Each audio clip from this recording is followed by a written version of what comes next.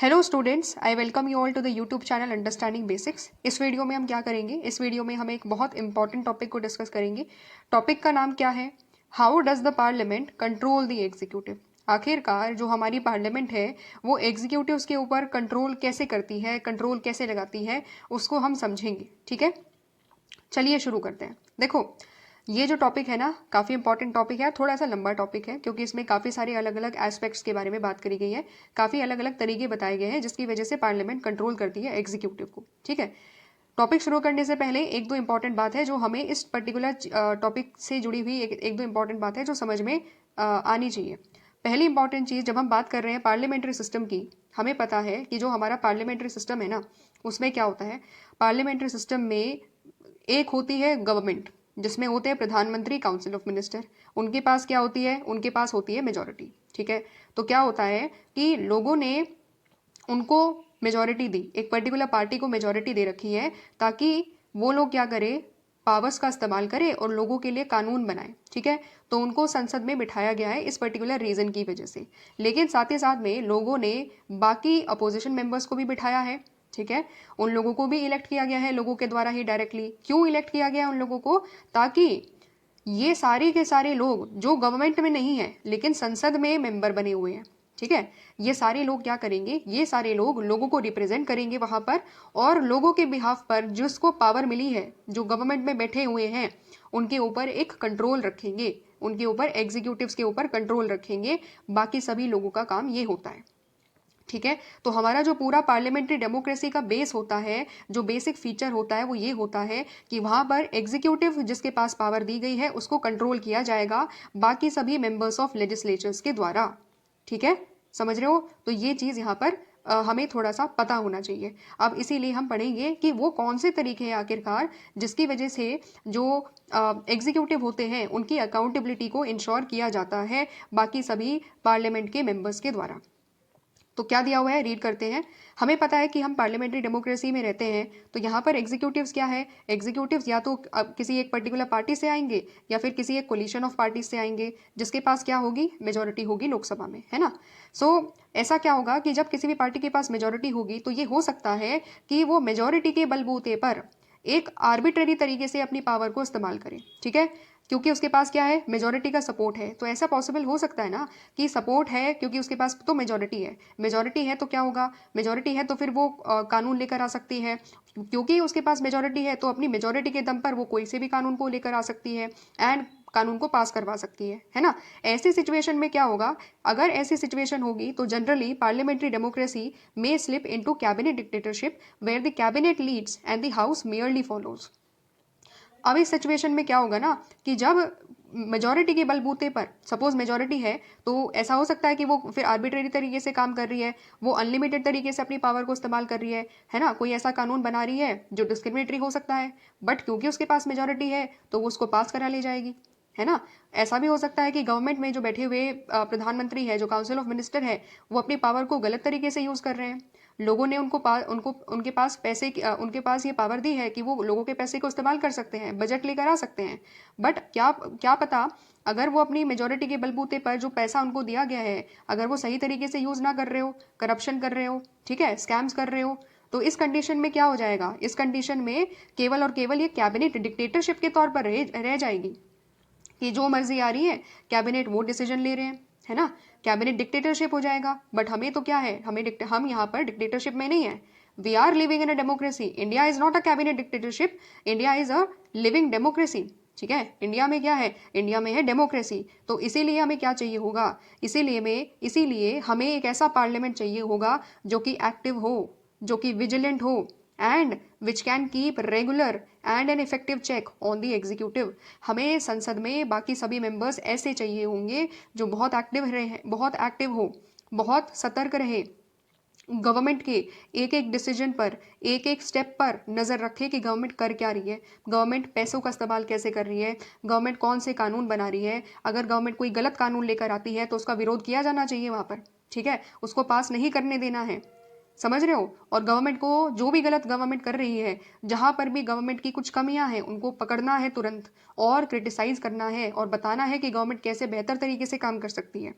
तो इसीलिए हमें क्या चाहिए, हमने पावर तो दे रखी है गवर्नमेंट के हाथ में, लेकिन सबसे ज़्यादा इंपॉर्टेंट चीज़ है कि वो पावर सही तरीके से इस्तेमाल हो। उसके लिए हमें एक ऐसी पार्लियामेंट चाहिए, हमें ऐसे लोग चाहिए संसद में, हमें एक ऐसी अच्छी अपोजिशन चाहिए जो एक्टिव तरीके से, विजिलेंट तरीके से काम कर सके एंड इंश्योर कर सके कि जो एग्जीक्यूटिव है वो अपनी पावर को सही तरीके से इस्तेमाल कर रहे हैं।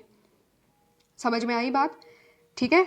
अब जब हम कह रहे हैं कि हमें पार्लियामेंट चाहिए, हमें पार्लियामेंट में बाकी सभी लोग बहुत ज़्यादा एक्टिव तरीके से इन्वॉल्वमेंट चाहिए उनका, और बहुत जो है एक्टिव तरीके से उनका इन्वॉल्वमेंट चाहिए और बहुत विजिलेंट चाहिए, तो ये तो हम कह रहे हैं। बट इसके लिए हमें क्या चाहिए होगा? Basic to them all is the power and the freedom of the legislator as people's representative to work effectively and fearlessly. हम कह तो रहे हैं कि वो लोग इस तरीके से काम करें, गवर्नमेंट के ऊपर बार बार चेक रखे, गवर्नमेंट से क्वेश्चन करे, गवर्नमेंट से पूछे कि गवर्नमेंट यहाँ पर ये फेलियर कैसे हो गया, गवर्नमेंट ने अगर कोई कानून ढंग से इंप्लीमेंट नहीं करा तो उसको उठाए संसद में और क्रिटिसाइज करे। ये सब कह तो रहे हैं, बट इन सब के लिए हमें जो हमारे लेजिस्लेटर है, जो हमारे माननीय संसदगण हैं, उनको क्या करना पड़ेगा? उनको कुछ पावर भी तो देनी पड़ेगी, उनको कुछ फ्रीडम भी तो देना पड़ेगा, तभी तो वो इफेक्टिव तरीके से काम कर पाएंगे और तभी फेयरलेस तरीके से काम कर पाएंगे। ठीक है। ऐसा नहीं होगा ना कि अच्छा अगर कुछ गवर्नमेंट को क्रिटिसाइज कर दिया, तो सपोज अगर पार्लियामेंटेरियंस के पास पावर ही ना हो और गवर्नमेंट के पास हो मेजोरिटी, ठीक है, तो उन्होंने अगर गवर्नमेंट को किसी भी बात के लिए क्रिटिसाइज कर दिया, तो अगर उनको हमेशा ये डर लगा रहेगा कि गवर्नमेंट पता नहीं जो है गवर्नमेंट क्या कर देगी, गवर्नमेंट उसको किसी गलत तरीके से केस में फंसा देगी या गवर्नमेंट उसके ऊपर कोई एक्शन ले लेगी, अगर ये इस तरीके से हमेशा पार्लियामेंटेरियंस के अंदर डर रहेगा गवर्नमेंट की पावर की वजह से, तो क्या वो सही तरीके से बोल पाएंगे? क्या वो सही तरीके से क्वेश्चन कर पाएंगे गवर्नमेंट से? नहीं। इसीलिए क्या किया? इसीलिए हमारे कॉन्स्टिट्यूशन ने सभी पार्लियामेंटेरियंस को कुछ पावर्स दी है। ठीक है, कुछ पावर्स दी है ताकि वो बिना किसी डर के, बिना किसी हिचक के अपनी आवाज को, जनता की आवाज को, क्योंकि वो पीपल्स रिप्रेजेंटेटिव है, वो क्या है? वो पीपल्स रिप्रेजेंटेटिव है। तो अगर वो पीपल्स रिप्रेजेंटेटिव है तो सही तरीके से काम करने के लिए उनके पास कुछ प्रिविलेजेस होने चाहिए। ठीक है, और उनको हम लोग क्या कहते हैं? उनको हमारा कॉन्स्टिट्यूशन कहता है पार्लियामेंट्री प्रिविलेज। ठीक है, तो हमने उनको क्या दे रखी है? कुछ पावर दे रखी है, और वो पावर क्या है? उन पावर को हम लोग कहते हैं parliamentary privilege. So what are privilege? Parliamentary privilege का मतलब होता है कुछ सर्टन स्पेशल राइट्स। ठीक है, कुछ सर्टन स्पेशल राइट्स जो कि दिए जाते हैं सभी के सभी पार्लियामेंट में बैठे हुए मेंबर्स को, कमिटीज को, ताकि वो इंडिपेंडेंट तरीके से काम कर सके और इफेक्टिव तरीके से संसद में काम कर सके, बिना किसी डर के काम कर सके, बिना किसी डर के लोगों की आवाज़ को वहाँ पर उठा सके। ठीक है, अलग अलग प्रकार के पार्लियामेंट्री प्रिविलेजेस होते हैं। तो एक टाइप ऑफ पार्लियामेंट्री प्रिविलेज आपके यहाँ पर बुक में दिया हुआ है। एग्जाम्पल है, no action can be taken against a member for whatever the member have said in the legislature. खुद सोचो, अगर कोई मेंबर, कोई अपोजिशन का मेंबर बैठ करके गवर्नमेंट को क्रिटिसाइज कर रहा है और उसको ये डर है कि अगर गवर्नमेंट एक्चुअली में जहाँ पर कमी है गवर्नमेंट की, अगर वो संसद में बैठकर उसको गवर्नमेंट को क्रिटिसाइज करता है तो उसके ऊपर हो सकता है कोई एक पर्टिकुलर ग्रुप FIR फाइल कर दे कि तुमने गवर्नमेंट को क्रिटिसाइज कैसे कर दिया, तुमने गवर्नमेंट को बुरा कैसे बोल दिया। ठीक है, अगर ऐसी कंडीशन रहेगी तो क्या वो अपने right to freedom of speech and expression को इफेक्टिव तरीके से यूज कर पाएगा? नहीं कर पाएगा। ठीक है, तो ये सारी चीजें ना हो और वो फेयरलेस तरीके से काम कर सके, इसीलिए पार्लियामेंट्री प्रिविलेज उसको मिली हुई है, हर पार्लियामेंट में बैठे हुए मेंबर को ये मिली हुई है कि वो अगर कुछ भी गवर्नमेंट को क्रिटिसाइज करता है, ठीक है, मतलब जरूरी नहीं गवर्नमेंट को क्रिटिसाइज करे, अगर वो कुछ भी बोलता है, अगर वो कुछ भी बोलता है पार्लियामेंट में बैठ करके, अगर वो कुछ भी बोलता है ना, तो उसके ऊपर कोई भी एक्शन नहीं लिया जाएगा, क्योंकि उसको ये प्रिविलेज मिला हुआ है कि because he is a member of parliament, he or she have the right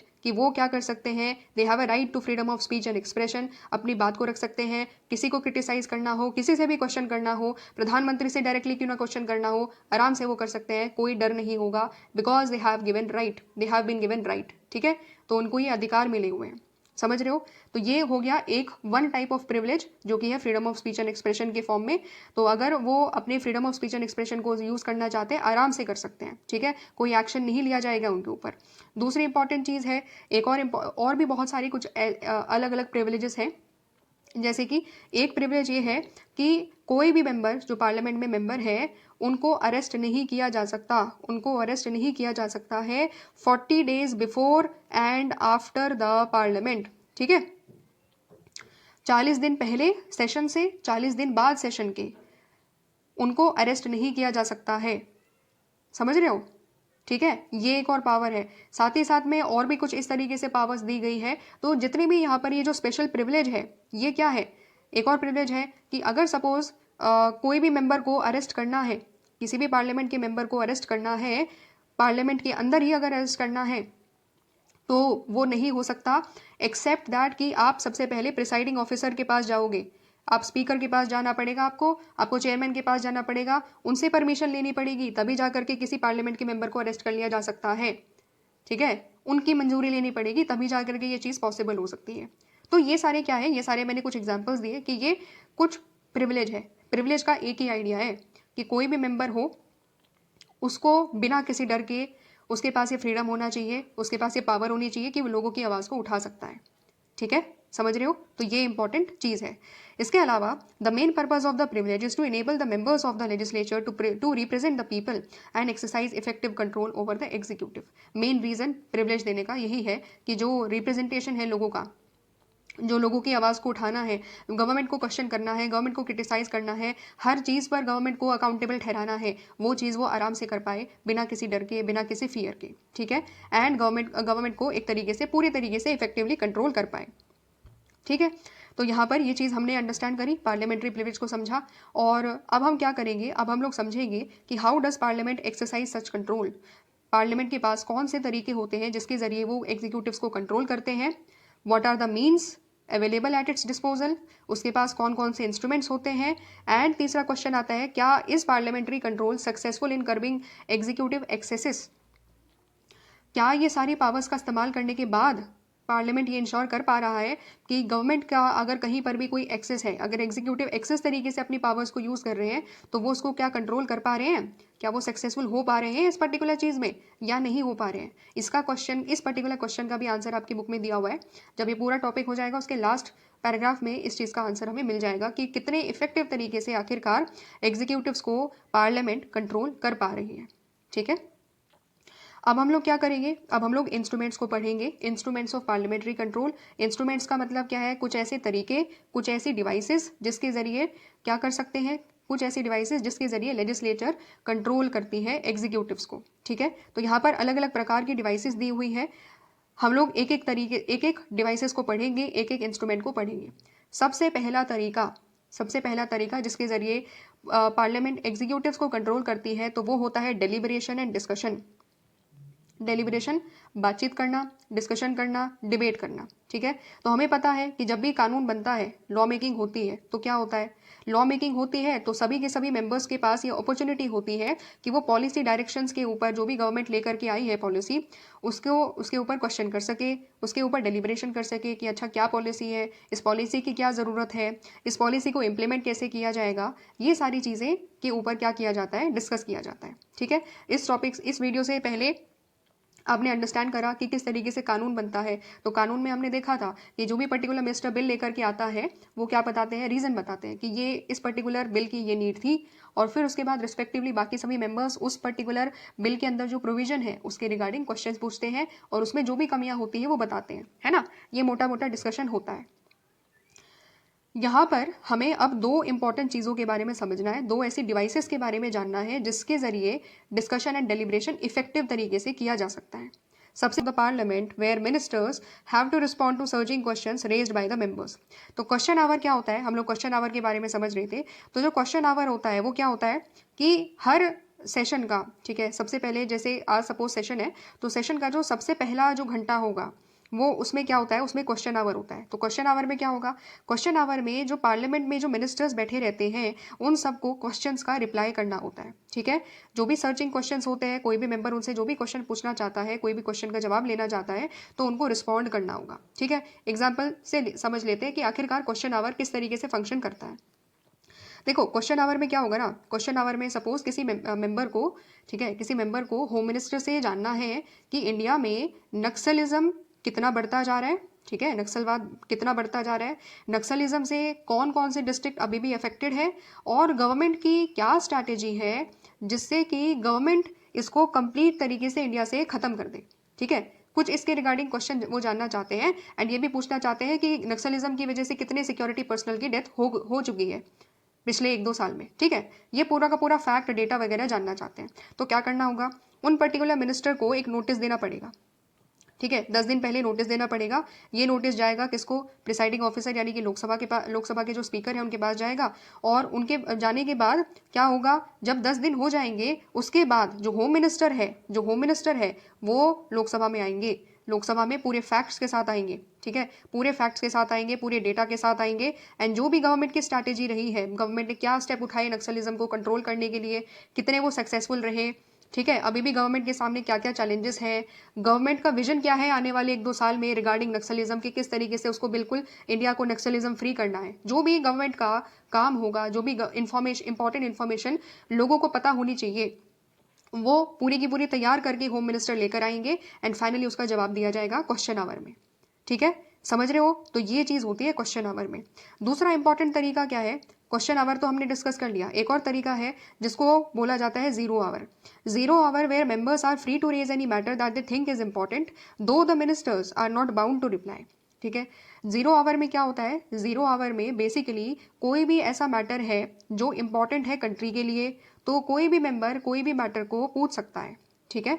लेकिन यहाँ पर डिफरेंस क्या है, जीरो आवर क्वेश्चन आवर से अलग क्यों है, इसीलिए अलग है कि जो भी मिनिस्टर होंगे वो बाउंड नहीं है, वो बाउंड नहीं है कि उनको रिप्लाई देना ही देना है। क्यों, क्योंकि देखो अगर कोई भी इंस्टेंट कोई क्वेश्चन पूछता है कि मुझे फैक्ट बताओ, डेटा बताओ, तो उस टाइम पीरियड में मिनिस्टर के पास वो फैक्ट, डेटा, सारी चीज़ों का तो तैयार नहीं होता है ना। इसीलिए क्या होता है, इसीलिए यहाँ पर मिनिस्टर के पास ये अपॉर्चुनिटी होती है कि वो अभी बाउंड नहीं है, बाध्य नहीं है कि उनको रिप्लाई देना ही देना है, ठीक है, समझ रहे हो। तो ये होता है difference between the zero hour and the question hour. Question hour में क्योंकि नोटिस दिया जाता है, ऑलरेडी 10 दिन का टाइम दिया जाता है, उसके बाद फाइनली वो सब कुछ पूरा डेटा वगैरह प्रिपेयर करके लेकर आते हैं एंड बढ़िया से जवाब देते हैं। लेकिन जीरो आवर में क्या होता है, जीरो आवर में कोई भी रिसेंट अगर कोई इंडिया में कोई भी इंपॉर्टेंट इशू चल रहा है उसके रिगार्डिंग क्वेश्चन पूछ सकते हैं, ठीक है। तो जनरली अगर मिनिस्टर के पास इंफॉर्मेशन होगी तो वो दे देंगे, अगर नहीं होगी तो इसीलिए यहाँ पर दे आर नॉट बाउंड कि उनको इंस्टेंट रिप्लाई देना है, समझ रहे हो। तो ये डिफरेंस है, जीरो आवर के बारे में समझ लिया एंड क्वेश्चन आवर के बारे में हम लोगों ने समझ लिया। ये सारे क्या तरीके हैं, ये सारे वो तरीके हैं जिसके जरिए क्या किया जाता है, गवर्नमेंट से क्वेश्चन पूछे जाते हैं एंड क्वेश्चन के जरिए गवर्नमेंट की अकाउंटेबिलिटी को इंश्योर किया जाता है। इसके अलावा कुछ और डिस्कशन होते हैं, जैसे half an hour discussion on important public important matters. इसके अलावा एडजर्नमेंट मोशन भी होते हैं, ये भी क्या है, ये भी कुछ ऐसे इंस्ट्रूमेंट है, ठीक वैसे ही जैसे क्वेश्चन आवर होते हैं, जीरो आवर होते हैं, उसमें भी क्या होता है, एग्जीक्यूटिव्स के ऊपर कंट्रोल को एक्सरसाइज किया जाता है। समझ में आ गई बात।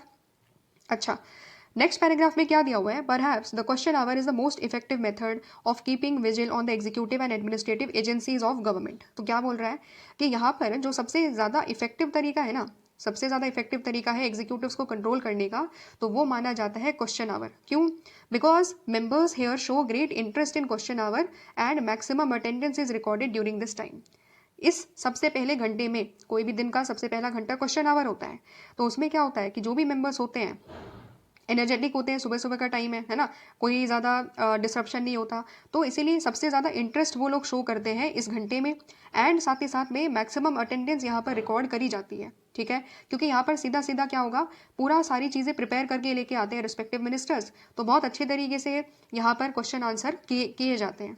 और जनरली ये जो क्वेश्चन आवर होता है उसमें ऐसे इश्यूज उठाए जाते हैं जो काफ़ी ज़्यादा पब्लिक इंटरेस्ट से जुड़े हुए होते हैं, जैसे कि प्राइस राइज, इन्फ्लेशन के बारे में पूछा जाएगा, महंगाई इतनी ज़्यादा क्यों हो रही है, ठीक है, बताया जाएगा कि हमारे टाइम में महंगाई इतनी कम थी, आपके टाइम में महंगाई इतनी ज़्यादा बढ़ती जा रही है, तो गवर्नमेंट क्या कर रही है महंगाई को कंट्रोल करने के लिए, ये देखिए आम आदमी तो मरता जा रहा है, ठीक है। ये सारे जो भी है एलिगेशंस वगैरह, पूरा का पूरा जो क्रिटिसिज्म है वो किया जाएगा। साथ ही साथ फूड ग्रेन्स की अवेलेबिलिटी पर, atrocities on weaker sections, Dalits पर अगर कहीं कुछ गड़बड़ हो रही है, दलित्स पर अगर अटैक हो रहा है, सिमिलरली अगर विमेन सिक्योरिटी का कोई इशू है तो उसको भी रेज किया जाएगा पार्लियामेंट में, गवर्नमेंट से जवाब मांगा जाएगा, ब्लैक मार्केटिंग के रिगार्डिंग, राइट्स के रिगार्डिंग, तो जो भी एक आम आदमी से जुड़े हुए जो मुद्दे होते हैं ना, उनको क्वेश्चन आवर में उठाया जाता है, इसीलिए यहाँ पर सबसे ज़्यादा इंटरेस्ट भी शो किया जाता है एंड सबसे ज़्यादा अटेंडेंस भी यहाँ पर रिकॉर्ड करी जाती है। इसके अलावा this gives the members an opportunity, तो यहाँ पर क्या होती है, यहाँ पर मेंबर्स के पास एक अपॉर्चुनिटी होती है so that they can criticise the government and represent the problems of their constituencies. सबसे ज़्यादा अपॉर्चुनिटी यहाँ पर गवर्नमेंट के पास, मतलब मेंबर्स के पास ये होती है, बाकी सभी पार्लियामेंटेरियंस के पास, कि वो गवर्नमेंट को क्रिटिसाइज करे, ठीक है, खूब अच्छे तरीके से क्वेश्चन करे, ठीक है।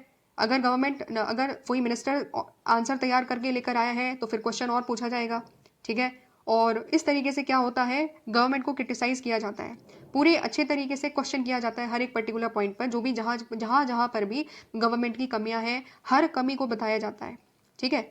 और जो कॉन्स्टिट्यूएंसीज की जो प्रॉब्लम्स होती है उसको रिप्रेजेंट किया जाता है, ठीक है। सपोज तमिलनाडु से कोई मेंबर है, तमिलनाडु से कोई पार्लियामेंटेरियन है, तो उनके यहाँ पर क्या होता है कि वहाँ पर कोई सपोज जो फिशरमैन है उनको क्या कर लिया जाएगा, उनको श्रीलंका की आर्मी के द्वारा अगर सपोज उनको पकड़ लिया जाता है, ठीक है, या हो सकता है कि कभी कभी सस्पेशन के बेसिस पर उनकी डेथ भी हो जाती है, उनको मार भी दिया जाता है आर्मी के द्वारा, श्रीलंकन आर्मी के द्वारा। तो ये एक बहुत इंपॉर्टेंट इशू हो सकता है उन पर्टिकुलर मेंबर की कॉन्स्टिट्यूएंसी से जुड़ा हुआ, तो वो क्या करेंगे, वो उसको संसद में उठाएंगे, ठीक है। और वो एक्सटर्नल अफेयर्स मिनिस्टर से पूछेंगे कि गवर्नमेंट क्या कर रही है इस पर्टिकुलर चीज़ को रोकने के लिए, समझ रहे हो। तो ये इंपॉर्टेंट चीज़ है, इस तरीके से अपनी कॉन्स्टिट्यूएंसीज के रिगार्डिंग जो भी प्रॉब्लम होती है वो उठाई जा सकती है। अगर कोई नॉर्थ ईस्ट में बैठा हुआ कोई एमपी है तो वो अपनी कॉन्स्टिट्यूएंसी को रिप्रेजेंट करेंगे, और अगर वहाँ पर कोई ऐसा डेवलपमेंट प्रोजेक्ट किया जा रहा है जिसकी वजह से ट्राइबल का इंटरेस्ट कहीं ना कहीं अफेक्टेड हो रहा है, ट्राइबल का इंटरेस्ट अगर कहीं ना कहीं अफेक्टेड हो रहा है, तो इस कंडीशन में वो क्या करेंगे, इस कंडीशन में वो अपनी कॉन्स्टिट्यूएंसी के इंटरेस्ट को रिप्रेजेंट करेंगे और वो गवर्नमेंट को बोलेंगे कि इस पर्टिकुलर प्रोजेक्ट को आप बंद करो, वरना क्या हो सकता है वहाँ पर ट्राइबल रिवॉल्ट भी कर सकते हैं, ठीक है। तो वो गवर्नमेंट से अपील करेंगे कि गवर्नमेंट कोई दूसरा रास्ता अपनाए और किसी और दूसरे तरीके से वहाँ पर अगर डेवलपमेंट करना है तो किसी और तरीके से करे, लोगों के साथ कंसल्टेशन करते हुए करे, समझ रहे हो।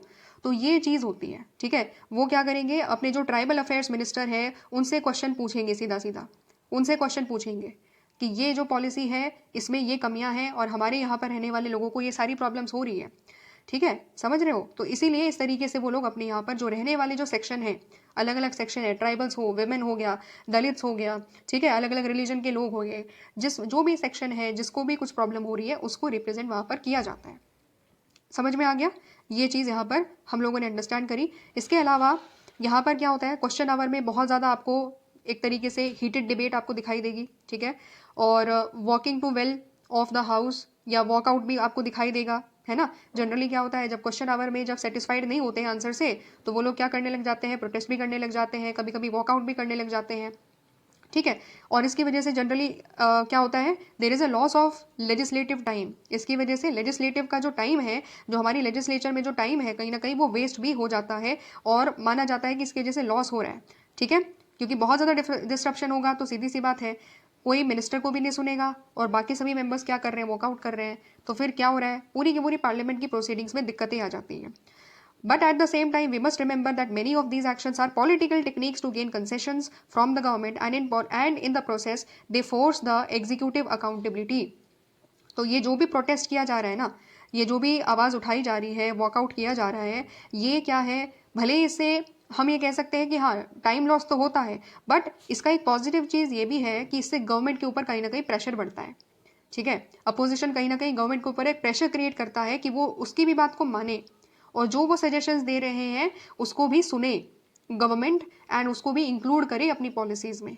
और इससे क्या होता है, जो एग्जीक्यूटिव की जो अकाउंटेबिलिटी होती है वो इंश्योर होती है कि हमें भी जनता के द्वारा लोगों के हमें भी लोगों ने बिठाया है, इसीलिए बिठाया है ताकि हम गवर्नमेंट के ऊपर एक तरीके से चेक रख सके। सो गवर्नमेंट हमारी बात भी सुनो, ठीक है। जो हम कह रहे हैं, जिस तरीके से हम डिस्कशन चलाना चाहते हैं, जिस तरीके से जिस पर्टिकुलर मुद्दे को हम उठाना चाहते हैं, आप उस पर भी बात करो। आप केवल अपने ही मुद्दों पर बात मत करो, जो जिस पर आप बहुत अच्छे तरीके से काम कर रहे हो, केवल वही मुद्दे पर बात मत करो ना। जो हम बताना चाहते हैं, जहाँ पर आपकी कुछ कमियां हैं, हम उस पर डिस्कस करना चाहते हैं, ठीक है। तो आप उन मुद्दों पर भी बात करो, but you are not ready to discuss about that, ठीक है। इस तरीके से क्या होगा, इस तरीके से अपोजिशन बात करेंगे एंड क्या होता है, इसकी वजह से जो वॉकआउट है, पूरा का पूरा जो सिस्टम है प्रोटेस्ट का, इसकी वजह से गवर्नमेंट के ऊपर कहीं ना कहीं एक प्रेशर पड़ता है, ठीक है। एंड गवर्नमेंट बाध्य होती है अपोजिशन की बात को सुनने में। क्लियर हो गया। तो ये हमने क्या पढ़ा, ये हमने फर्स्ट डिवाइस पढ़ा, क्वेश्चन आवर हमने समझा, जीरो आवर हमने समझा, और हमने समझा कि कितना ज़्यादा इफेक्टिव तरीके से क्वेश्चन आवर को यूज़ किया जाता है। डायरेक्टली मिनिस्टर को अप्रोच किया जाता है और उनसे जवाब मांगा जाता है, हर एक पर्टिकुलर चीज़ के लिए अपनी कॉन्स्टिट्यूंसी को रिप्रेजेंट किया जाता है, प्रोटेस्ट भी किए जाते हैं। एंड सबका पूरा का पूरा जो आइडिया है, पीछे का जो रीज़न है, वो है अकाउंटेबिलिटी को इंश्योर करना। क्लियर हो गया। सेकेंड इंपॉर्टेंट चीज़ जो है वो आता है approval and ratification of laws, कानून का अप्रूवल करना और उसको सपोर्ट करना, ठीक है। तो हमें पता है कि पार्लियामेंट में क्या होता है, अ bill can become law only with the approval of the parliament, है कि नहीं। पार्लियामेंट में अगर कोई भी बिल लेकर आया जाएगा लोकसभा के द्वारा भी, उसमें लोकसभा में वो चीज़ पास होनी चाहिए, राज्यसभा में भी वो चीज़ पास होनी चाहिए, तभी जा करके वो क्या बनेगा, वो कानून बनता है, ठीक है। बट अगर खुद सोचो, a government that has the support of a disciplined majority may not find it difficult to get the approval of the legislature, है ना। अगर गवर्नमेंट के पास लोकसभा में भी मेजोरिटी है, राज्यसभा में भी मेजोरिटी है, तो क्या उसको बिल को पास कराने में कोई दिक्कत होगी, नहीं होगी, मेजोरिटी है उसके पास। But such approvals can not be taken for granted, but ये जो अप्रूवल गवर्नमेंट लेकर के आ रही है बिल में, बिल के लिए जो मेजोरिटीज लेकर के चल रही है, ये जो अप्रूवल है इसको हम लोग टेकन फॉर ग्रांटेड नहीं ले सकते। क्यों नहीं ले सकते? Because they are the products of the intense bargaining. ये क्या होते हैं? They are the products of the intense bargaining and negotiations amongst the members of ruling party and coalition of parties and even government and opposition. तो यहाँ पर ये जो approval government लेकर आ रही है ना, लोकसभा में भी राज्यसभा में भी जो बिल को पास करवा पा रही है, उसको हम टेकन फॉर ग्रांटेड इसलिए नहीं ले सकते क्योंकि ये जो अप्रूवल है ये बहुत नेगोशिएशन के बाद आता है, बहुत बातचीत के बाद आता है, बहुत बार्गेनिंग के बाद आता है, एक दूसरे को मनाना पड़ता है। कैसे मनाना पड़ता है? अगर हम रूलिंग पार्टी की भी बात करें ना, अगर हम रूलिंग पार्टी की भी बात करें तो उसमें भी क्या होता है, उसमें भी अगर सपोज कोई एक पर्टिकुलर ग्रुप उस पर्टिकुलर बिल से एग्री नहीं कर रहा है, ठीक है, रूलिंग पार्टी की हम बात कर रहे हैं, रूलिंग पार्टी में कुछ 10-15 मेंबर ऐसे हैं जो अपना ग्रुप बना लिए हैं और वो कह रहे हैं कि नहीं हम बिल को नहीं समर्थन नहीं देंगे हम लोग, ठीक है, क्या होगा? पार्टी लीडरशिप को उनको मनाना पड़ेगा, ठीक है, पार्टी लीडरशिप को मनाना पड़ेगा, बातचीत करनी पड़ेगी और बार्गेनिंग करनी पड़ेगी, किसी भी तरीके से मनाना पड़ेगा, चाहे कोई पॉलिटिकल बेनिफिट दे के मनाए, ठीक है, या फिर किसी और तरीके से मनाए, बट मनाना पड़ेगा यहाँ पर। तो इसीलिए बोला जाता है कि ये जो मेजॉरिटी है ना, ये लेकर के हमेशा बनाए रखना बहुत आसान नहीं है, क्योंकि पार्टी के अंदर भी गुट बने रहते हैं, अलग अलग ग्रुप्स बने रहते हैं। देखना कभी भी आप मेजॉरिटी पार्टी में जो चीफ मिनिस्टर होते हैं, डिप्यूटी मिनिस्टर होते हैं, उसमें कभी कभी अनबन होती है, आप देखना, ठीक है। तो ये चीज़ क्या है? ये चीज़ का मतलब है कि विद इन द पार्टी आप देखोगे ग्रुप्स बने रहते हैं, एंड इसीलिए हर एक बिल को अप्रूव करवा लेना विद इन द पार्टी भी आसान नहीं होता, ठीक है। वहाँ पर भी बार्गेनिंग चलेगी, वहाँ पर भी बातचीत करनी पड़ेगी अपने पार्टी के मेंबर्स से ही, ताकि वो उस बिल को सपोर्ट किसी भी तरीके से करे ही करे।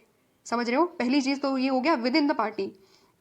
दूसरी, अगर कोलिशन पार्टी है, अगर कोलिशन है तो कोलिशन में तो भाई बिना पार्टी सभी पार्टी की सहमति के तो आप किसी बिल को आगे लेकर आ ही नहीं सकते, ठीक है। क्योंकि अगर आप किसी बिल को बिना सभी पार्टीज की मेंबर्स बिना सभी पार्टीज की अप्रूवल के बगैर अगर आप लेकर आए तो वो क्या करेंगे, वो हो सकता है मेजोरिटी जो सपोर्ट है उससे अपना सपोर्ट ही विड्रॉ कर ले, है ना।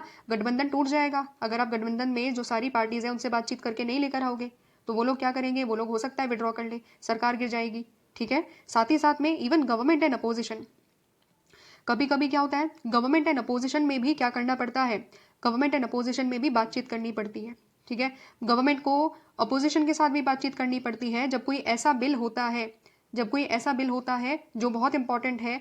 और ये कंडीशन कब आती है, ये कंडीशन तब आती है if the government has majority in Lok Sabha but not in Rajya Sabha, as has happened during the Janata Party rule in 1977 and the NDA rule in 2000. The government will be forced to make substantial concessions to gain the approval of both the houses. Generally क्या होता है ना, जब लोकसभा में majority है, लेकिन हमें पता है कि लोकसभा से केवल काम नहीं चलेगा, राज्यसभा में भी हमें बिल को पास करवाना ही पड़ेगा। अगर लोकसभा में मेजोरिटी है बट राज्यसभा में नहीं है तो क्या होगा, तो जो अपोजिशन पार्टीज है, जो बाकी सब पार्टीज हैं, उनके साथ बातचीत करनी पड़ेगी, ठीक है, उनको मनाना पड़ेगा, उनके साथ नेगोशिएशन करनी पड़ेगी, उनके साथ बार्गेनिंग करनी पड़ेगी, तब जाकर के वो चीज़ पॉसिबल हो पाएगी, ठीक है। तो क्या हुआ था 1977 में, अगर आप देखोगे और साथ ही साथ 2000 में देखोगे तो यही चीज़ हो रही थी। लोकसभा में मेजोरिटी थी गवर्नमेंट के पास बट राज्यसभा में मेजोरिटी नहीं थी। तो इसकी वजह से क्या हुआ, many bills such as Lokpal bill have failed enactment, prevention of terrorism bill 2002 have been rejected by the Rajya Sabha. Rajya Sabha में मेजोरिटी ना होने के कारण कुछ बिल्स पास ही नहीं हो पाए, ठीक है, जैसे प्रिवेंशन ऑफ टेररिज्म बिल जो कि 2002 में आया था एंड लोकपाल बिल लेकर के आया गया था। तो इसका मतलब क्या हुआ, इसका मतलब ये हुआ कि जब राज्यसभा में मेजोरिटी नहीं होती है तो इस कंडीशन में क्या होगा, तो फिर जब राज्यसभा में मेजोरिटी नहीं होती है उस पर्टिकुलर कंडीशन में गवर्नमेंट पता है क्या करती है, government all India party meet करती है। ठीक है, एक ऑल पार्टी मीटिंग बुलाई जाती है, ऑल पार्टी मीटिंग बुलाई जाती है। ऑल पार्टी मीटिंग में क्या होगा भाई, ऑल पार्टी मीटिंग में जितने भी पार्टी है इंडिया में सबके लीडर्स आएंगे। ठीक है, तो एक तरफ होंगे पीएम मोदी, ठीक है, पूरी टेबल होती है, तो उन पूरी की पूरी चारों ओर क्या होता है, पीएम मोदी होंगे। ठीक है, मैं अभी एट प्रेजेंट अगर ऑल इंडिया पार्टी मीट होती है तो कैसे होता है वो मैं बता रही हूँ। पीएम मोदी होंगे, दूसरी तरफ होंगे राहुल गांधी। ठीक है, सिमिलरली ममता बनर्जी भी आएंगी। ठीक है, अखिलेश यादव भी आएंगे। ठीक है, और मायावती भी आएंगी। तो जितने भी इंडिया में पार्टी है जिनके रिप्रेजेंटेटिव्स राज्यसभा में होंगे या लोकसभा में होंगे और गवर्नमेंट को मेजोरिटी चाहिए होगी, गवर्नमेंट को अपोजिशन का भी सपोर्ट चाहिए होगा, तभी जाकर के अगर वो किसी बिल को पास करवाना चाहेगी तो government all India party meet बुलाएगी और पर्सनल लेवल पर बात करेंगे। पीएम मोदी पर्सनल लेवल पर बात करेंगे सीधे बाकी सभी के सभी लीडर्स से कि ये बिल हम इसलिए लेकर के आ रहे हैं, और फिर उनसे जो उनकी जो राय है, जो बाकी सभी पार्टीज की जो राय है उसको लेने के लिए उनसे पूछा जाएगा कि आप बताइए कि इस पर्टिकुलर बिल में आपको कौन सा प्रोविजन ठीक नहीं लग रहा है। ठीक है, उनसे पूछा जाएगा और उसके अकॉर्डिंगली वो प्रोविजन हटाया जाएगा और जो वो प्रोविजन ऐड करवाना चाहते हैं उसको भी वो ऐड करने की कोशिश करेंगे। समझ रहे हो, ये पूरी की पूरी जो चीज़ है ये क्या है, ये बार्गेनिंग है, ये नेगोशिएशन है। ठीक है, कि अगर हमें चाहिए सपोर्ट तो भाई किसी ना किसी तरीके से उनकी कुछ बात माननी पड़ेगी। और क्या होता है, ऐसा नहीं है कि मतलब सारी अपोजिशन की बात मान ली जाती है, अपोजिशन भी उनकी कुछ बात मान लेता है। तो इस तरीके से क्या होता है, कंसेंसस के जरिए चीज़ें डिसाइड हो जाती है कि ठीक है ये बिल ठीक है, इसमें आपकी भी बात आ गई, इसमें गवर्नमेंट की भी बात आ गई, इसमें अपोजिशन की भी बात आ गई, अब हम इस बिल को लेकर आएंगे और अपोजिशन भी उसको सपोर्ट करेगा। समझते हो, तो ये यहाँ पर इस तरीके से चीज़ें कराई जाती है।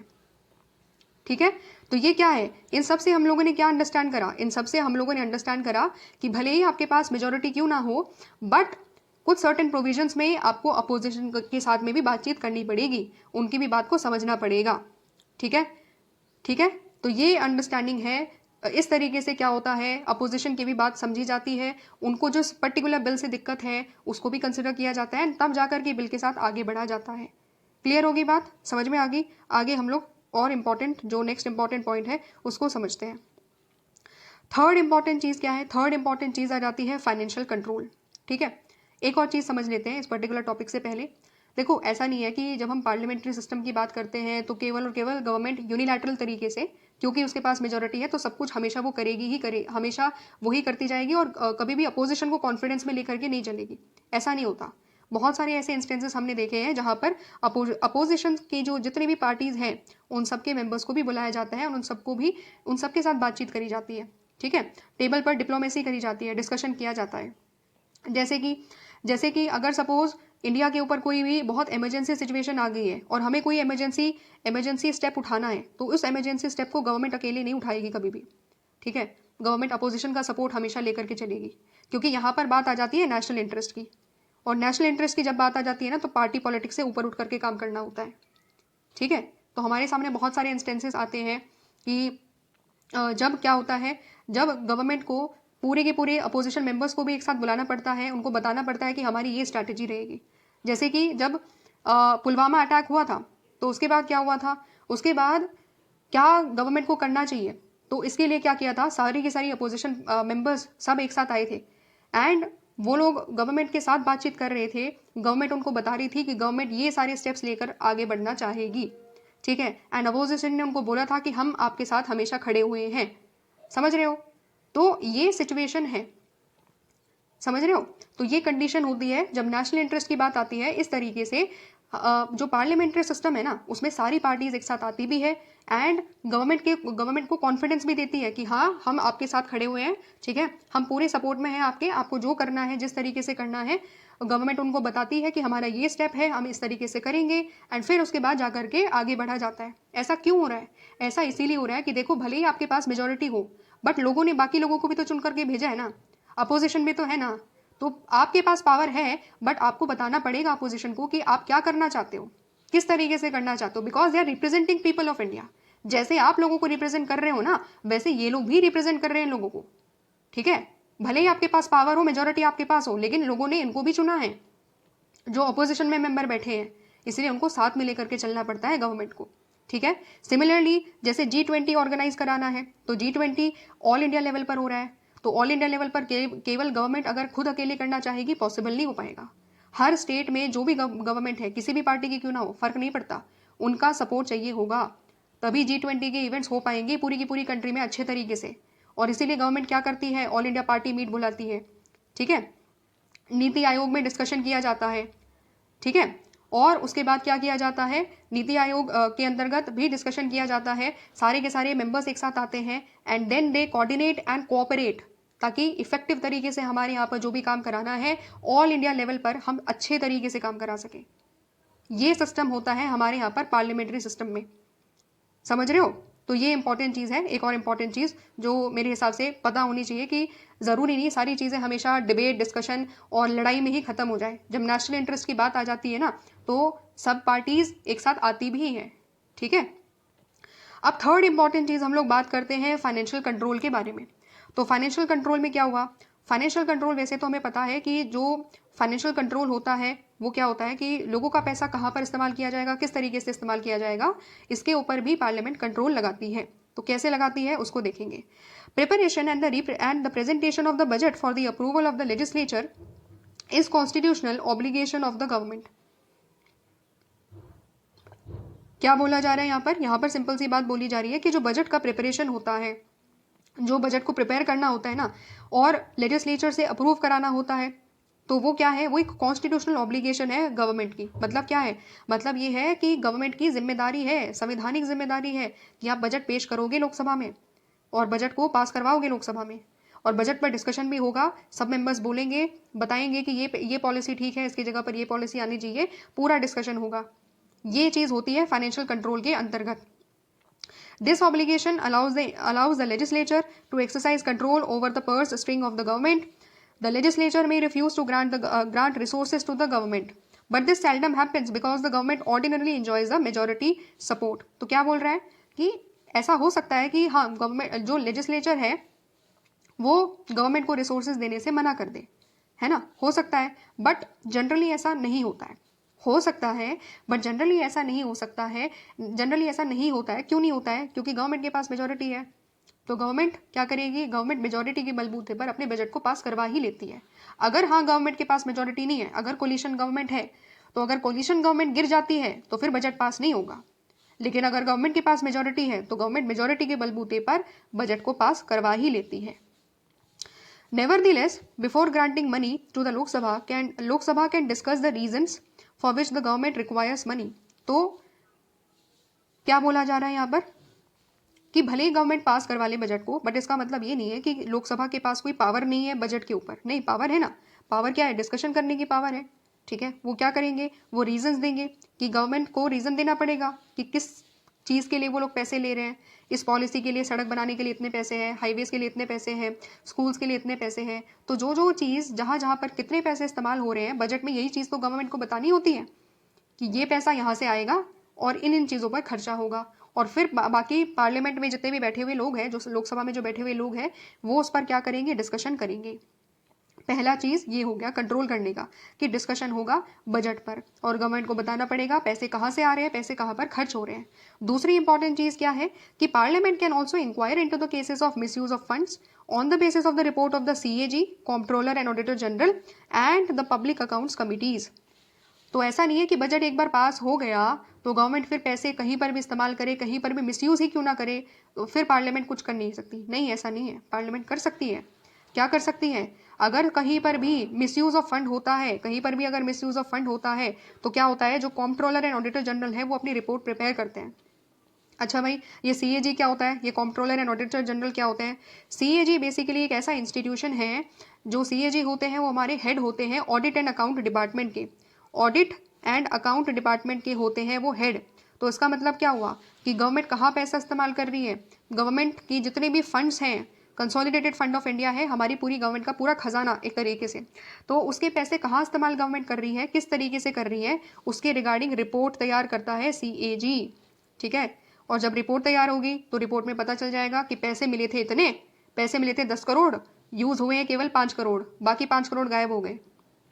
तो क्या होगा, ये रिपोर्ट जाएगी किसके पास? ये रिपोर्ट जाएगी पार्लियामेंट के पास। ये रिपोर्ट कहाँ जाएगी? ये रिपोर्ट जाएगी पार्लियामेंट के पास, और पार्लियामेंट डिस्कस करेगी इस पर्टिकुलर चीज़ पर कि अच्छा तुम्हें पैसे मिल गए तो इसका मतलब तुम कैसे भी यूज़ कर रहे हो, ऐसा नहीं कर सकते।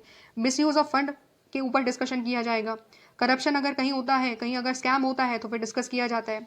जैसे अब तक क्या हुआ है, हमारे सामने बहुत सारे ऐसे एग्जाम्पल्स हैं जब सीएजी ने जो रिपोर्ट प्रिपेयर करी उसके बेसिस पर पता चला कि गवर्नमेंट ने तो इस पर्टिकुलर केस में घोटाला कर दिया है। जैसे 2G स्कैम आपने सुना होगा, कॉमनवेल्थ में स्कैम हुआ, ठीक है, कोल माइन स्कैम हुआ, और अभी रिसेंटली दिल्ली में जो चीज़ हुई थी, लिकर पॉलिसी के नाम पर जो स्कैम किया गया था, इसके बारे में भी सीएजी ने रिपोर्ट प्रिपेयर करी है। तो ये सारे ऐसे एरियाज हैं जो भी स्कैम है उसके बारे में सीएजी की रिपोर्ट से पता चल जाता है। और फिर क्या होता है, फिर अपोजिशन को पूरा मौका मिलता है गवर्नमेंट को धोने का, पार्लियामेंट में लोगों के सामने एक तरीके से पूरा का पूरा एक तरीके से क्रिटिसाइज करने का कि तुम्हें पैसे मिल गए तो इट डज नॉट मीन कि तुम करप्शन करोगे, ठीक है। तो जो भी यहाँ पर क्रिटिसाइज करना होता है एक तरीके से बहुत बुरे तरीके से क्रिटिसाइज किया जाता है, because they have done wrong, क्योंकि उन्होंने लोगों का पैसा गलत तरीके से इस्तेमाल किया है, तो क्रिटिसाइज किया जाएगा। एंड बहुत सारे केसेस में हम ये देखते हैं कि जब करप्शन के केसेस आ जाते हैं तो अगली बार जब इलेक्शन होता है तो गवर्नमेंट गिर जाती है, ठीक है।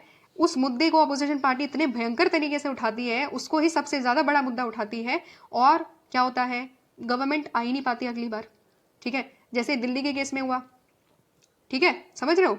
तो ये चीज हमें क्या बता रही है, ये चीज हमें बता रही है कि अगर गवर्नमेंट के पास पैसे को यूज करने की पावर है, भले ही गवर्नमेंट बजट लेकर आ जाए, गवर्नमेंट पास भी करवा लेगी, लेकिन अगर कहीं मिसयूज ऑफ फंड होता है तो फिर क्या होगा, तो फिर उनको अकाउंटेबल रहना पड़ेगा, जवाब देना पड़ेगा कि पैसे कहाँ से इस्तेमाल किए गए और गलत इस्तेमाल कैसे हो गए, स्कैम कैसे हो गया, जवाब देना पड़ेगा।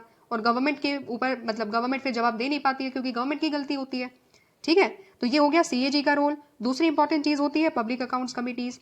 पब्लिक अकाउंट्स कमिटीज भी क्या करती है, जो सीएजी रिपोर्ट प्रिपेयर करता है ना, उसको सीएजी कहाँ देते हैं, सीएजी जो रिपोर्ट प्रिपेयर करेंगे उसको वो प्रेसिडेंट के हाथों में सबमिट कर देते हैं, ठीक है। प्रेसिडेंट क्या करते हैं, प्रेसिडेंट उसको रखते हैं पार्लियामेंट के सामने, ठीक है, पार्लियामेंट के सामने रखते हैं, और फिर पार्लियामेंट में क्या होता है, पार्लियामेंट में उस पर होता है डिस्कशन। तो जो पार्लियामेंट की जो पब्लिक अकाउंट्स कमिटीज होती है वो उस पर्टिकुलर रिपोर्ट को स्टडी करती है, अंडरस्टैंड करती है कि कहाँ पर करप्शन हुआ, कहाँ पर जितने पैसे दिए गए थे उससे ज़्यादा पैसे इस्तेमाल करे गए, कहाँ पर गलत पॉलिसी बनाते हुए क्या किया गया, करप्शन कर दिया गया। तो ये सारी चीज़ें पब्लिक अकाउंट्स कमिटीज़ की जो रिपोर्ट्स होती है उसके बेसिस पर भी पार्लियामेंट को पता चलता है कि अच्छा इस तरीके से गवर्नमेंट ने पैसों को मिसयूज़ करा है, और पैसे थे लोगों के लेकिन गवर्नमेंट ने मिसयूज़ करा, तो फिर अब क्या होगा, अब उनके ऊपर एलिगेशंस लगेंगे, ठीक है, और वो चीज़ सुप्रीम कोर्ट हाई कोर्ट के पास में भी जा सकती है, पूरी कमेटी बैठ सकती है, ठीक है। पार्लियामेंट खुद अपनी इंक्वायरी कमेटी बिठा देगा कि किसने क्या क्या इन्वॉल्वमेंट करा है, किस एमपी का इन्वॉल्वमेंट है, और उसके ऊपर फिर एक्शन लिया जाता है, ठीक है। तो ये हमने क्या पढ़ा, ये हमने एक इंपॉर्टेंट फंक्शन पढ़ा कि किस तरीके से आखिरकार गवर्नमेंट के ऊपर जो पार्लियामेंट है वो इंश्योर करती है कि गवर्नमेंट जो पैसा मिला है लोगों का वो सही तरीके से इस्तेमाल हो, ठीक है। इसके बाद नेक्स्ट इंपॉर्टेंट डिवाइस आता है नो कॉन्फिडेंस मोशन। तो नो कॉन्फिडेंस का मतलब क्या है कि हमें कॉन्फिडेंस नहीं है, किसमें कॉन्फिडेंस नहीं है, गवर्नमेंट में कॉन्फिडेंस नहीं है।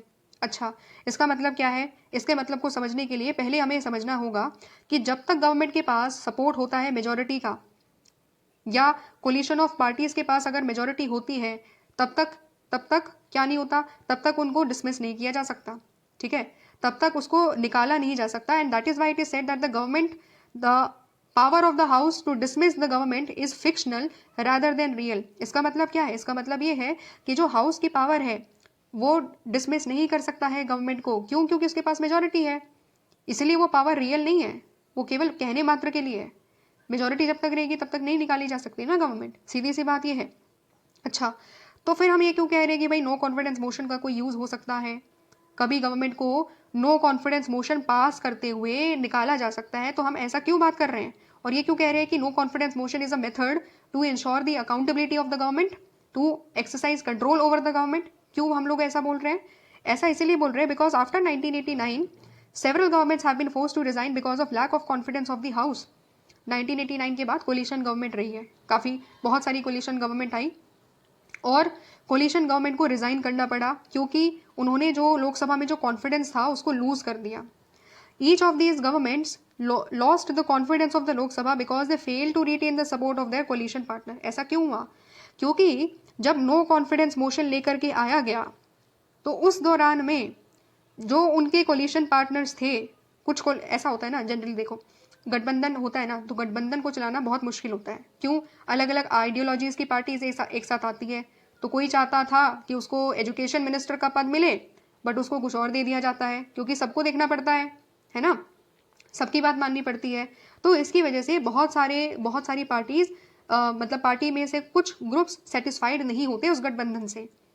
ठीक है, तो इसकी वजह से क्या होता है, बहुत ज्यादा हमेशा अनबन बनी रहती है। ठीक है, अनबन बनी रहती है, इंस्टेबिलिटी बनी रहती है कोलिशन में, और इसीलिए कोलिशन गवर्नमेंट हमेशा कमजोर होती है, क्योंकि वो उसकी गिरने की संभावनाएं हमेशा बनी रहती है। पता नहीं कब कौन सी पार्टी सपोर्ट को विड्रॉ कर लेगी, कुछ पता नहीं होता। इसीलिए 1989 में क्या हुआ, 1989 के बाद से जो भी हमने गवर्नमेंट्स देखी, उनमें क्या होता है, उनमें जब नो कॉन्फिडेंस मोशन हाउस में, लोकसभा में नो कॉन्फिडेंस मोशन लेकर के आया जाता है। ठीक है, नो कॉन्फिडेंस मोशन कहाँ लेकर आया जाता है, राज्यसभा में नहीं लेकर आया जाता, लोकसभा में लेकर आया जाता है, क्योंकि गवर्नमेंट की मेजोरिटी कहाँ चाहिए होती है, गवर्नमेंट की मेजोरिटी लोकसभा में चाहिए होती है, because that is a house that is directly elected by the people, इसीलिए ना कि राज्यसभा में, क्योंकि राज्यसभा में इनडायरेक्टली इलेक्टेड हाउस है वो, तो है ना, तो इसीलिए मेजोरिटी चाहिए होती है लोकसभा में। तो नो कॉन्फिडेंस मोशन भी लेकर के आया जाता है लोकसभा में। फिर उसके बाद क्या होता है कि जब कोलिशन गवर्नमेंट होती है और नो कॉन्फिडेंस मोशन लेकर के आया जाता है, तो जो पार्टी में जो अनबन चल रही थी, गठबंधन में जो अनबन चल रही थी, उसमें से क्या होता है, नो कॉन्फिडेंस मोशन के दौरान कुछ पार्टी उसमें वोट ही नहीं करती है, एंड नो कॉन्फिडेंस मोशन के अगेंस्ट में वोट कर देती है। जब नो कॉन्फिडेंस मोशन के अगेंस्ट में वोट करेगी तो क्या होगा, तो फिर गवर्नमेंट को एक तरीके से जो मेजोरिटी के लिए वोट चाहिए होती है, उस पर्टिकुलर प्रपोजल को रिजेक्ट करने के लिए, नो कॉन्फिडेंस मोशन को एक तरीके से रिजेक्ट करने के लिए उतनी वोट नहीं पड़ती है।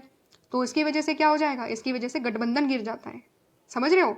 तो ये यहाँ पर बात इस तरीके से बताई गई है कि 1989 के बाद ही ये चीज़ क्यों हुई, क्योंकि कोलिशन गवर्नमेंट में हमेशा अनबन बनी रहती है।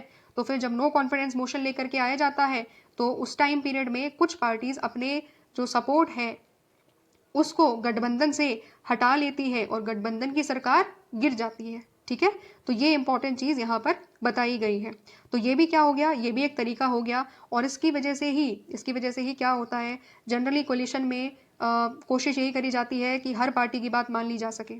ठीक है, ठीक है, जो भी मेंबर कर रहा है, अगर सपोज कोई मेंबर बुरा मान रहा है, तो कोशिश करी जाती है कुछ भी, या तो कुछ पॉलिटिकल बेनिफिट दे करके, कुछ मिनिस्टर का पद दे करके उसको मना लिया जाए, ताकि वो विड्रॉ ना करे अपना सपोर्ट। ठीक है, तो ये सारी चीजें कोलिशन में होती रहती है। समझ में आ गया? तो ये भी एक इंस्ट्रूमेंट है जिसके जरिए क्या किया जाता है, एग्जीक्यूटिव्स को एक तरीके से कंट्रोल किया जाता है कि भाई तुम्हें अगर पावर में रहना है, अगर गवर्नमेंट में रहना है, तो फिर मेजॉरिटी का सपोर्ट रखना पड़ेगा, और बाकी सभी मेंबर्स की भी बात को एक तरीके से मान करके चलना पड़ेगा, तभी जा करके कोलिशन बना रहेगा।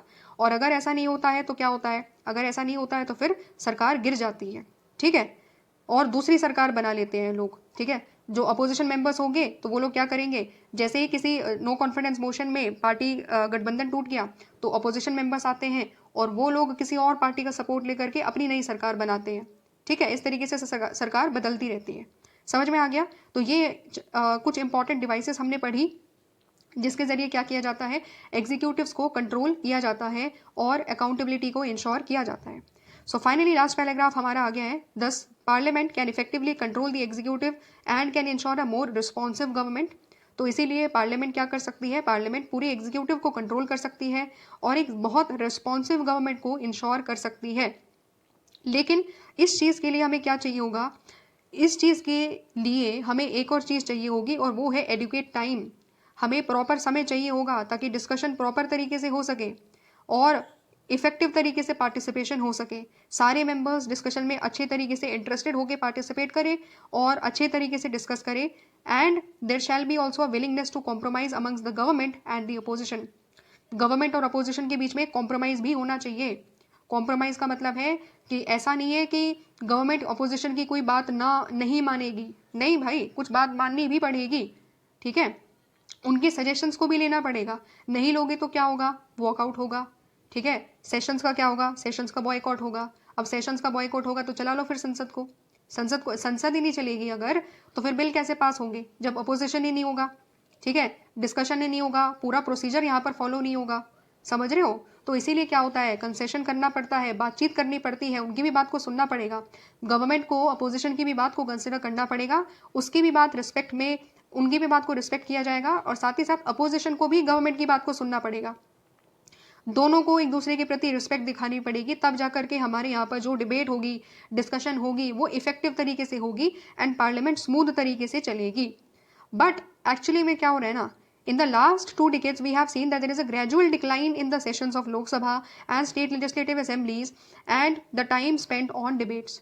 जनरली आज के टाइम में क्या हो रहा है, लोकसभा में जो सेशंस का जो टाइम पीरियड है, स्टेट लेजिस्लेटिव असेंबलीज में जो डिबेट का टाइम पीरियड है, वो लगातार क्या होता जा रहा है, कम होता जा रहा है। ठीक है, आज़ादी के बाद अगर आप देखोगे ना, एक पर्टिकुलर डेटा है कि अराउंड 150 डेज तक पार्लियामेंट, एक तरीके से पार्लियामेंट में सेशंस हुआ करते थे, बट आज के टाइम में वो चीज़ रिड्यूस होते होते लगभग 60-80 के आसपास पहुंच गई है, 60 से 80 के बीच में। ठीक है, तो कितना ड्रास्टिक एक तरीके से डिक्लाइन हुआ है सेशंस में। तो जब सेशन ही लंबे नहीं होंगे, लंबे टाइम तक अगर पार्लियामेंट नहीं मीट करेगी, तो फिर डिबेट डिस्कशन कैसे होगा, है ना। जो डिबेट पर जो टाइम होना चाहिए वो भी क्या हो रहा है, वो भी एक तरीके से बहुत ज़्यादा कम होता जा रहा है। हमने बहुत सारे मतलब कुछ ऐसे इंस्टेंसेस भी देखे हैं जब एक ही दिन में बिल को इंट्रोड्यूस भी किया गया, ठीक है, उसी दिन लोकसभा में वो चीज़ लेकर आई गई, और उसी दिन राज्यसभा को भी वो चीज़ भेज दी गई, वो बिल भेज दिया गया, और फिर फाइनली वो चीज़ पर प्रेसिडेंट का सिग्नेचर भी हो गया, सारी चीज़ें एक ही दिन में। तो इतनी जल्दी सारी की सारी चीज़ें अगर हम कर रहे हैं, कहीं ना कहीं हमें ये सोचना भी तो पड़ेगा कि ये जो कानून है ना, उस पर ढंग से डिबेट हुई, ना उस पर ढंग से डिस्कशन हुआ। Just because you are having majority in the Lok Sabha and Rajya Sabha, आप सारी चीज़ें धड़ाधड़ करते जा रहे हो, है ना। तो ये चीज़ है कि आज के टाइम में कहीं ना कहीं जो लेवल ऑफ डिबेट है, जो डिस्कशन होना चाहिए हर चीज़ पर, कमेटी को रेफर किया जाना चाहिए, वो कमेटी का जो रेफरल है वो भी क्या होता जा रहा है, कमेटी का रेफरल भी डिक्लाइन होता जा रहा है। कम बिल भेजे जा रहे हैं कमेटीज के पास, चीज़ें आती हैं, इंट्रोड्यूस करी जाती है, थोड़ा मोड़ा डिस्कशन कर लिया, फिर उसके बाद राज्यसभा में भेज दिया, राज्यसभा में भी थोड़ा मोड़ा डिस्कशन हुआ कहने मात्र के लिए, और फिर चीज़ें चली गई प्रेसिडेंट के पास सिग्नेचर के लिए, बिल चला गया प्रेसिडेंट के पास सिग्नेचर करने के लिए। ये हो रहा है आज, एक्चुअली आज के टाइम में। ठीक है, इसीलिए बोला जा रहा है that there is a decline in the sessions of Lok Sabha, and जो डिबेट में जो टाइम स्पेंड होना चाहिए था उसमें भी लगातार डिक्लाइन हो रहा है। ठीक है, एंड बहुत सारे जो सेशंस हैं उसमें क्वारम भी नहीं आ पाता। एब्सेंस ऑफ क्वारम का मतलब क्या है कि क्वारम का मतलब होता है कुछ मिनिमम नंबर ऑफ मेंबर्स जो लोकसभा में या राज्यसभा में होने ही चाहिए, तभी जा करके लोकसभा या राज्यसभा का सेशन होगा। और वो जनरली क्या होता है, total strength of the house का 10%, यानी कि अगर लोकसभा में 543 सीट्स हैं तो उसका 10% कितना बैठा, लगभग 54 मेंबर्स तो होने ही चाहिए लोकसभा में, तभी जा करके उसका सेशन होगा, तभी डिबेट एंड डिस्कशन होगी। बट एब्सेंटीज ऑफ पार्लियामेंटेरियंस इतना ज़्यादा बढ़ गया है कि 54 मेंबर्स भी कभी कभी नहीं आ पाते हैं, तो कभी कभी एब्सेंस ऑफ क्वारम भी आपको देखने को मिलेगा। और बॉयकॉट ऑफ सेशन, ये तो बहुत ज़्यादा आम बात होगी आज के टाइम में। अपोजिशन मेंबर्स के तौर पर क्या करते हैं, वो बॉयकॉट कर देते हैं सेशन को। इसकी वजह से क्या होगा, जब अपोजिशन मेंबर ही नहीं रहेंगे तो फिर एग्जीक्यूटिव को कंट्रोल कौन करेगा, कौन डिस्कशन करेगा, और कौन एग्जीक्यूटिव से सवाल पूछेगा जब आप ही लोग बॉयकॉट कर रहे हो।